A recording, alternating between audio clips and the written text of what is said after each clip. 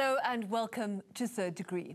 For the last decade, everyone living and working with AIDS has been preoccupied with securing access to life-saving drugs. Now that just under 1 million South Africans are on ARVs, there's a new frontier in the fight against the virus, safeguarding the human rights of people living with HIV. And what has come to light is a hidden and devastating violation being perpetrated against some women with HIV in Southern Africa: forced sterilization. It's an unspoken, ignored practice, a misplaced effort to stop the virus.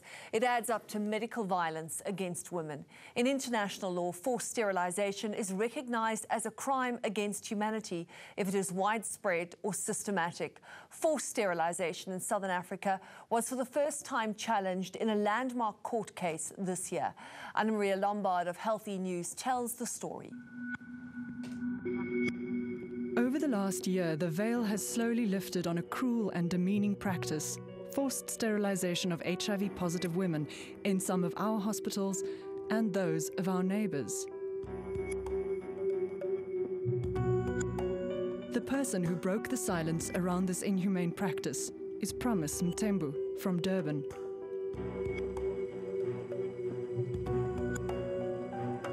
Every day when she comes home, she has to steel herself against the terrible emptiness that waits inside. I live here, practically alone, although my siblings come to visit, my boyfriend and my family, but I wish I had a broken ornament. I wish there was a child running around, but I do not have all of that. At 35, the silence in her perfect home amplifies the ticking of her biological clock. If you have a friend which you haven't seen for months, and you're about to see that friend, you ask, you're scared that, oh my goodness, I hope she's not pregnant. Because if a friend is pregnant, you're supposed to be excited about it, but then it pushes you to think about yourself.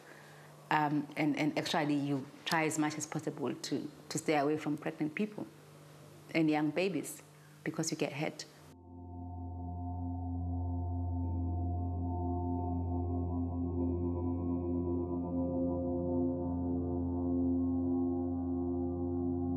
In the mid-1990s, being diagnosed with HIV was truly frightening. There were no ARVs in public hospitals, and all doctors could do was manage AIDS-related infections and wait with their patients for the inevitable progression to death. Promise discovered that she had HIV when she was 22. She was desperately afraid.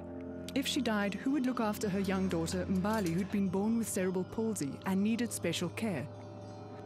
HIV landed Promise in Durban's Prince Mshini Hospital time and again. Then a doctor gave her an ultimatum: get sterilized or we won't treat you for HIV. I was desperate for the service. I knew that I had life, ahead of me, but then it was like, you have to make this decision at this very moment. Promise had little choice. Without treatment, opportunistic infections would soon overwhelm her, so she cooperated and agreed to be sterilized. So the way they were doing it was not about protecting the women, but it was making sure that these women who are not like us, who have HIV, should not spread it, further. So you sign the form and you get the service and you go home and feel sorry for yourself. The sterilization itself was painless, but it's haunted Promise ever since. So we want to understand disclosure in that context. She was just starting out in life, building a career as an academic and a researcher. Living with HIV was also turning her into an activist.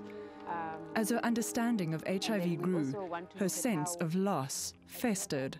I started to realize, that, HIV, is but one variable that could be introduced to your life.